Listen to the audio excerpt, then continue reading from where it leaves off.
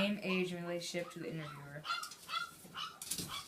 Well, my name is Linda DeBlau, formerly Linda Hidalgo. My relationship is I am Miranda's grandmother. For us, your age. Oh, my age. Geez, I forget. I believe it's 65. Are you or were you married, and did you have a family? Describe the family. I was married. I've actually been married 2 times. First time I was married to your mother's father. His name was Stephen Bowen. And second, I was married to Bill DeBlau. And we were married for 20 years. Okay. Where and when were you born? I was born in 1949. I'm a 49er, and I'm really kind of proud of that, actually.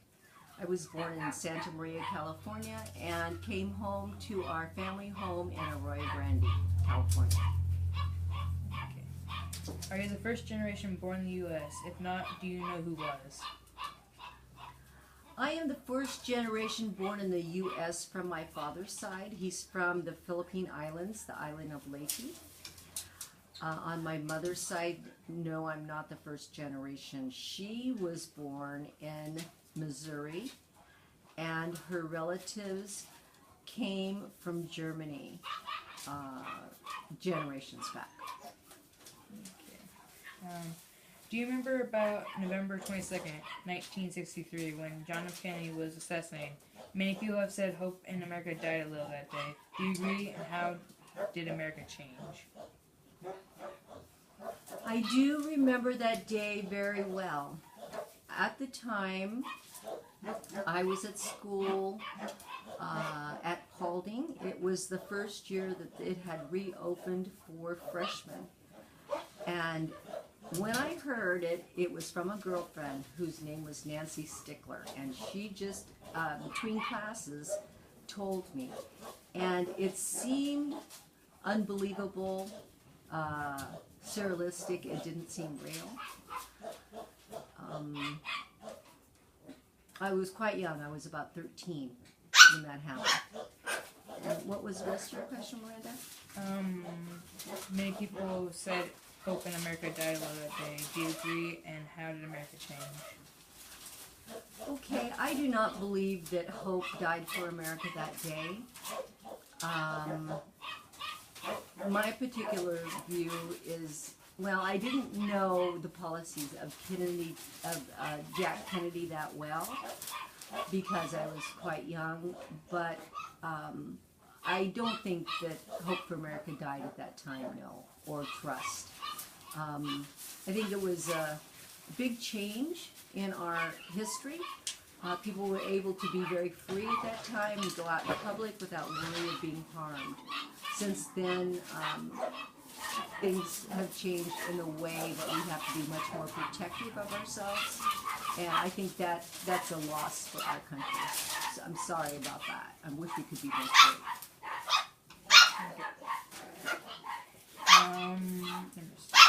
How about the Vietnam War? Do you think America lost trust in the federal government by the end of the war?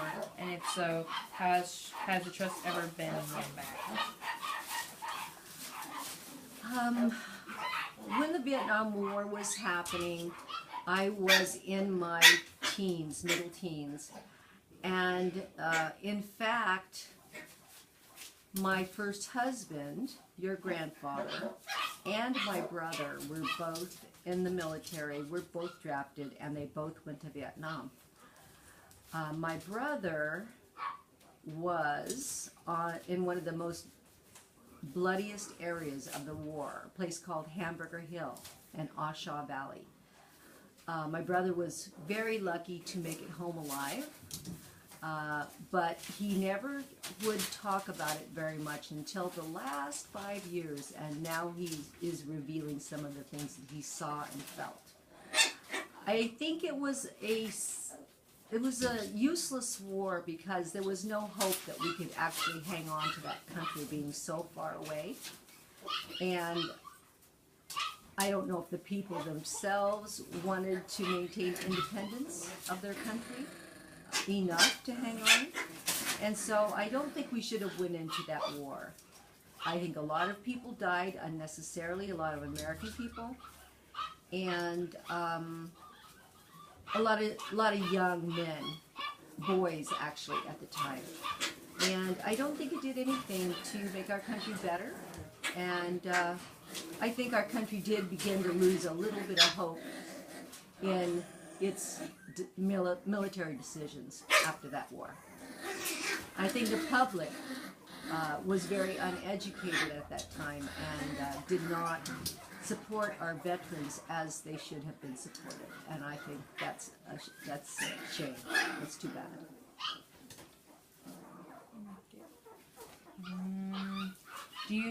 How do you think the wars hurt?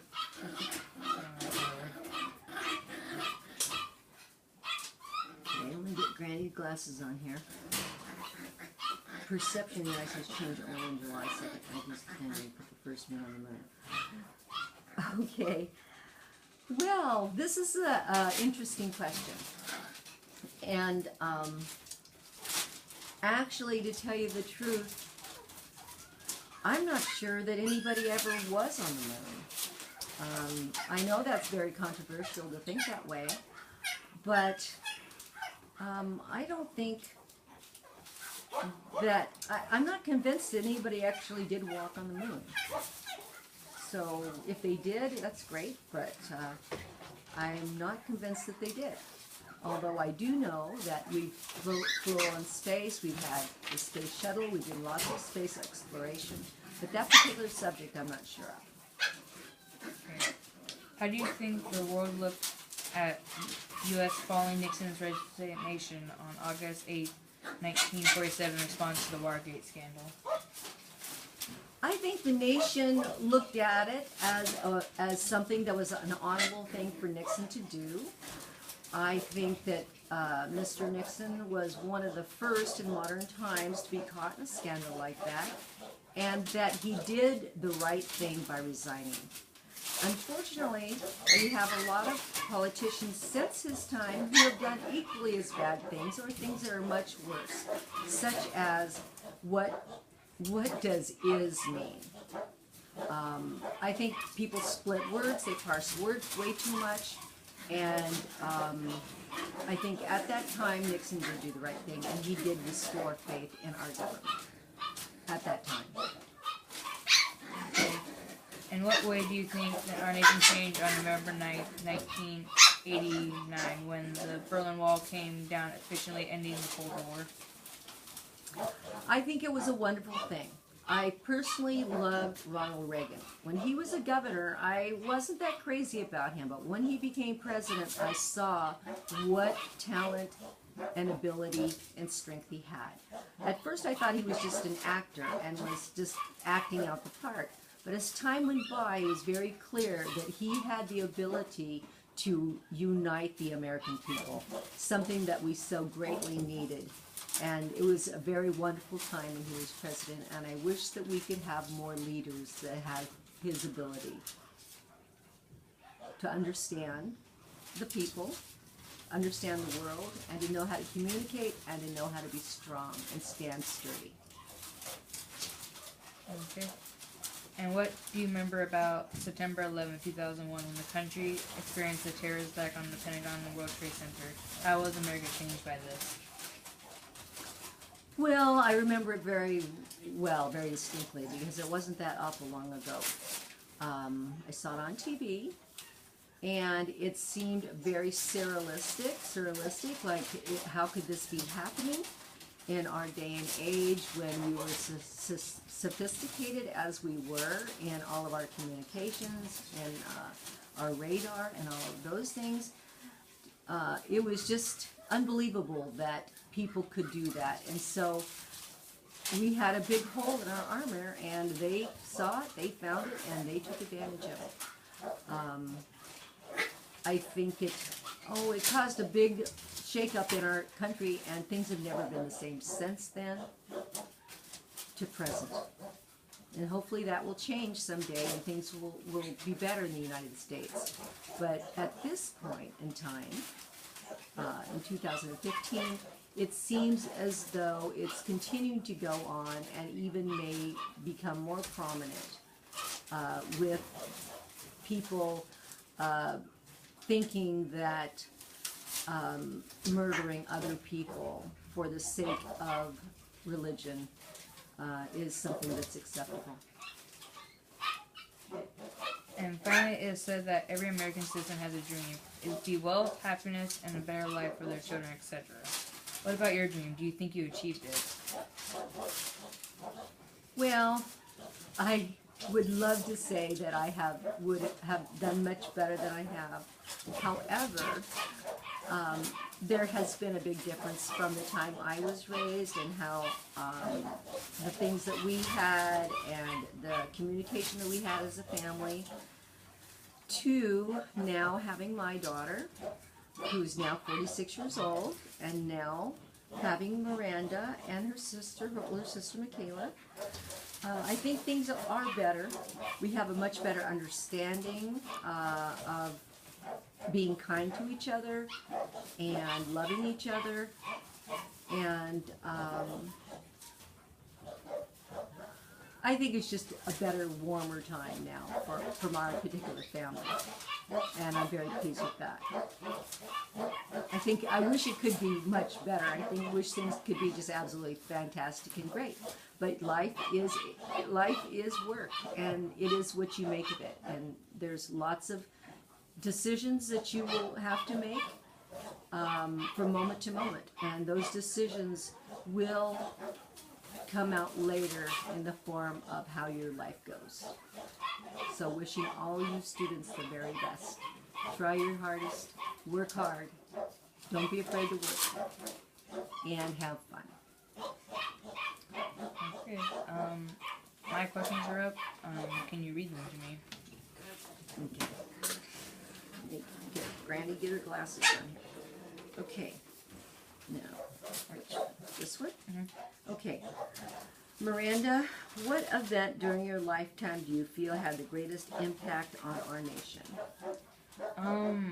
The one I would have to go with, since I could not remember anything from 9/11, was when we finally tracked down and killed Osama bin Laden, because it changed the world. We proved that we could, if we attacked the homeland, we would come after you and not show up and actually take charge. But unfortunately, when we killed Osama bin Laden, we also helped ISIS rise to power, and unfortunately that just started a new war that my generation has to deal with a little bit more. It's more of a negative result than probably most of us were hoping to get in the end. Okay, Miranda. And finally, after a year of studying the history of our country, what do you see as your place in our future? What are you hoping to accomplish as a U.S. citizen? Well, I don't really know what my future is going to be. I want to be a dentist when I grow up, so I kind of want to help people for the greater good, and maybe just make a little bit of an impact towards the future that's coming. I don't know what that's going to be like for me, because the world's changing. 9/11 is proof of that. The world can change in a split of a second, so I don't know, really. And then my American dream. Let's see, what does it say? What are you hoping to accomplish as a U.S. citizen? What is your American dream? Well, when I get older, I want to be a dentist for a little bit, but I also want to become a book writer, a famous book writer, known later on in times for our literature, and for what our literature was back in 2000 something. So that's probably what my American dream is, to strive to become something when I get older, something that people will remember. Well, great, and you have great writing skills, so that sounds like a really good path for you. Thank you. Yep. You can pause the video, Mom.